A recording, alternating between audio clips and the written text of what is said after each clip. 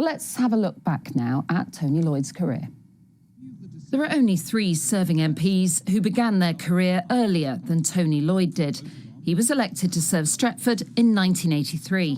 Quite obvious that Whitehall government is failing the north of England, and we can see that by... Tony Lloyd had been serving for 14 years by the time his party got into power, and he became MP for Manchester Central and Foreign Office Minister in Tony Blair's new Labour government. He stayed there until 1999, when he was shuffled out and became a powerful force on the backbenches.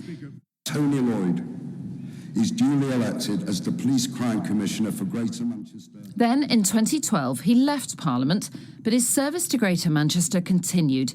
He became Police and Crime Commissioner and 3 years later appointed as the area's interim mayor. But before the first election, I can duly declare Andy Burnham. Labour Party members picked Andy Burnham to be their candidate. I think Tony Lloyd was the original Mr. Greater Manchester before Andy Burnham. In some ways, it was Tony Lloyd's idea to bring together the Greater Manchester Combined Authorities. He was the first interim Greater Manchester mayor, and so he paved the foundations for what we see today.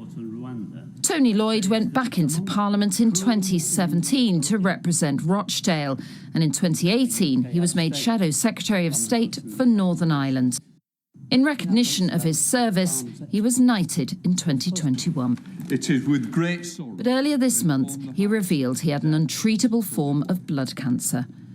Tributes were paid from across the political spectrum. He gave me a huge amount of encouragement throughout my whole career, and he was just a really warm guy. Everyone who met him, he was Tony without any airs and graces, and he'd really fight your corner. He was a proper old school. He was a gentleman.